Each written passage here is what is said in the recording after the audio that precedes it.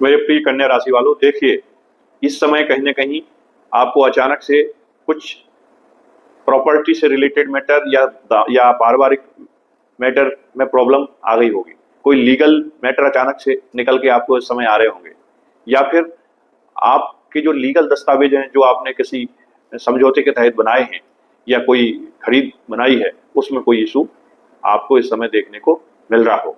क्या है इसका रीजन? इसका रीजन है वर्तमान गोचर। तो कैसा रहने वाला है जुलाई का महीना आपके लिए, जून के कंपेरिजन में बात कर रहे हैं हम इस विषय पर दोस्तों। तो कन्या राशि है, कन्या लग्न, जिनके कुंडली के पहले घर में 6 का अंक लिखा हुआ चंद्रमा शंख पर बैठे होते हैं। ये बुध की राशि और व्यापार की राशि है, कर्मठ राशि है, मेहनती लोगों की राशि है, सतत प्रयत्न करने वाले लोग हैं, कभी न हारने वाले लोग हैं। अब बात आती है कि ग्रह की गोचर की पोजीशन क्या है।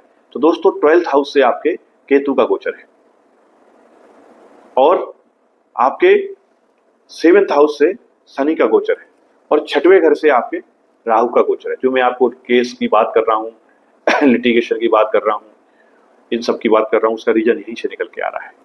ये राहु हो केतु क्या सडन करते हैं अचानक से। और जो सूर्यदेव हैं उनका जो गोचर है वो आपके 10th हाउस होने जा रहा है। 10th हाउस में सूर्यदेव बली होते हैं, अति बली होते हैं, खासतौर से मकर राशि अगर यह बनती है तब तो फिर कहना ही क्या है। हालांकि ये इस समय मिथुन में गोचर कर रहे हैं, और हाफ टाइम आधा जुलाई इनका मिथुन में गोचर रहेगा और आधा जुलाई इनका कर्क में गोचर रहेगा। तो उसके बाद ये 11th में पहुंच जाएंगे। तो 11th हाउस में जब आपके पहुंचेंगे वहां भी आपको बेहतर रिजल्ट करेंगे। यहाँ जो 10th हाउस में बैठे हैं तो कहीं ना कहीं आपको प्रॉपर्टी से रिलेटेड इशू या माता के स्वास्थ्य से रिलेटेड जरूर खड़ा कर रहे हैं। जहां आप काम करते हैं, जिस ऑफिस में जहां आपका वर्क है, वहां भी कहीं ना कहीं ये आपको देखने को इशू मिल रहा होगा। व्यापार में नए सृजन की संभावनाएं बन रही हैं, ये बनेंगी आपके सेकेंड वीक में जाके। गुरु का जो गोचर है वो कहीं ना कहीं आपके लाभ भाव से हो रहा है दोस्तों, 11th हाउस से हो रहा है, और गुरु की अमृत दृष्टियां हैं वो आपके 3rd हाउस पर पड़ रही है, 5वीं दृष्टि, 7वीं दृष्टि 5वें घर पर पड़ रही है, और 9वीं दृष्टि आपके 7वें घर पर पड़ रही है। गुरु क्या है? बैलेंस के प्लानिट है, मैनेज करते हैं चीजों को। तो जो उठापटक चल रही है अचानक से सडन से आपको देखने को मिल रहा है, इसमें आपको राहत धीरे धीरे महसूस होगी। सूर्य भी बैठे हुए हैं कहाँ? आपके 11th हाउस में इस समय, ओ सॉरी 10th हाउस में। ये भी पहुंच जाएंगे आपके लाभ भाव में 15 तारीख के बाद, 15 जून के बाद। तो जब 15 जून के बाद पहुंच जाएंगे तो चीजें बेटर आपको मिलने लगेंगी देखने को। आपको आपकी संतान की तरफ से भी आपको खुशखबरी मिलेगी। आपको लॉटरी सट्टा या किसी अन्य ऐसे व्यापार से पैसा आना है तो वो भी उस ये 15 तारीख के बाद आपको मिलेगा। उसके पहले थोड़ा सा संभल के चलना है, एकदम से इन्वेस्टमेंट कहीं आपको नहीं कर देना है, इसका ध्यान रखना है। क्योंकि 12th हाउस से केतु का गोचर है, और केतु मोक्ष के कारक है, आपको पता ही है, और केतु डिटैचमेंट के भी कारक है। इस समय मघा से गोचर है केतु का। यदि आपके हॉरोस्कोप में केतु ठीक नहीं है या राहु ठीक नहीं है तो ये आपको कोर्ट कचहरी के चक्कर भी लगवा सकते हैं। कोर्ट कचहरी के चक्कर तो लगाएंगे, साथ साथ आपका ब्लड प्रेशर ही बढ़ा सकते हैं, ये आपको हॉस्पिटल भी भेज सकते हैं। आप कहेंगे कि मैं आपको डराने की बात कर रहा हूं, तो दोस्तों मैं डराने के लिए नहीं कह रहा, मैं आपको केवल सचेत कर रहा हूं कि इस गोचर में इस तरह की घटनाएं आपको देखने को मिलेगी। एक ही राशि के करोड़ों लोग हैं इंडिया में, करीब एक राशि के 70-72 करोड़ लोग होते हैं, 12 राशियां हमारी। तो मेरा ये कहना है आपसे कि इसके लिए आप सचेत हो जाइए, सावधान रहिए। इसके लिए कुछ रेमेडी और उपाय होते हैं। तो कुछ उपाय तो ऐसे होते हैं जो हमको पूजा पाठ के माध्यम से करना होते हैं, कुछ उपाय ऐसे होते हैं जो हमको अपने दिनचर्या में, नित्य दिनचर्या में लाना होता है, शामिल करना होता है। तो मैं उसी की बात आपसे कर रहा हूँ। तो आपको क्या करना है ऐसे समय में?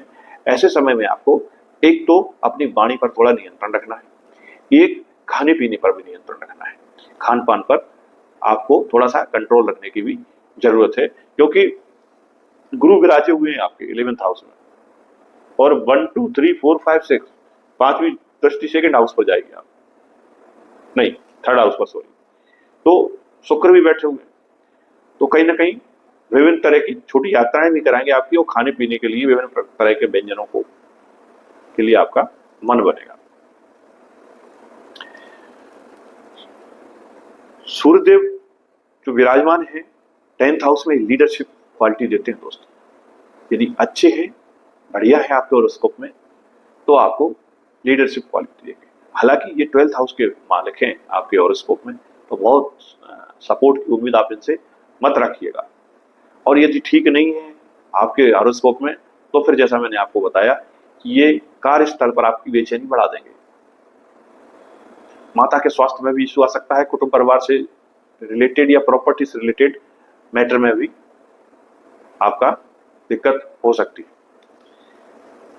मंगल देव भी जो है वृषभ से गोचर कर रहे हैं, आपके भाग्य भाव से गोचर कर रहे हैं, और कहीं ना कहीं इनकी जो चौथी दृष्टि जा रही है वो आपके 12th हाउस पर जा रही है और केतु पर जा रही है।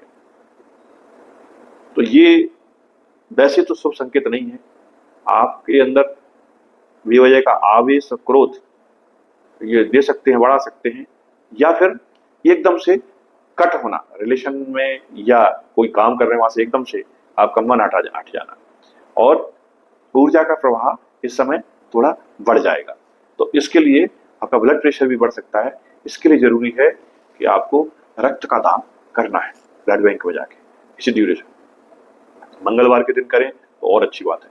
कर्ज लेने से बचना है, कर्ज नहीं लेना है इस ड्यूरेशन, क्योंकि कर्ज जो है आपको प्रॉब्लम में डाल सकता है।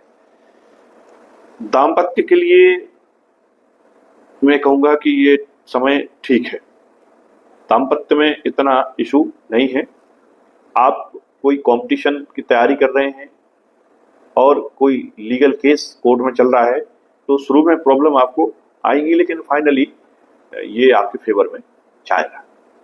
तो या तो आप कंप्रोमाइज करके मामले को सुलटा लें, ज्यादा अच्छा है, और या फिर आप केस लड़िए।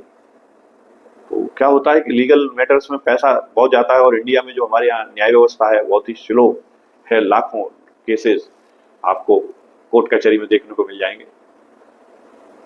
जो लोग कंपटीशन दिए हैं उनकी भी मामला वेटिंग लिस्ट में फंस सकता है, या जिस पद के वो अधिकारी हैं हो सकता है एग्जाम में पेपर आउट हो जाए, या कुछ ऐसा मैटर आ जाए, या रद्द हो जाए एग्जाम। तो कुल मिला के वो मिलते मिलते हाथ में आते आते नौकरी छिटक सकती है। लेकिन जो बाद के 15 दिन है वो आपके लिए फिर कंपैरेटिवली ठीक है। तो उम्मीद करता हूं कि ये जो विश्लेषण आपको मिल रहा है कन्या राशि वालों, आपके लिए काम आए, आपके बनते काम बने और बिगड़े काम भी बने।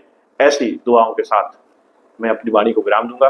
मित्रों, चैनल को सब्सक्राइब नहीं किया हो, सब्सक्राइब जरूर कर लें, और बुध देव को आप जो है प्रसन्न करिए। आपकी लग्न के स्वामी हैं। कैसे करेंगे? गणेश जी की आराधना करके।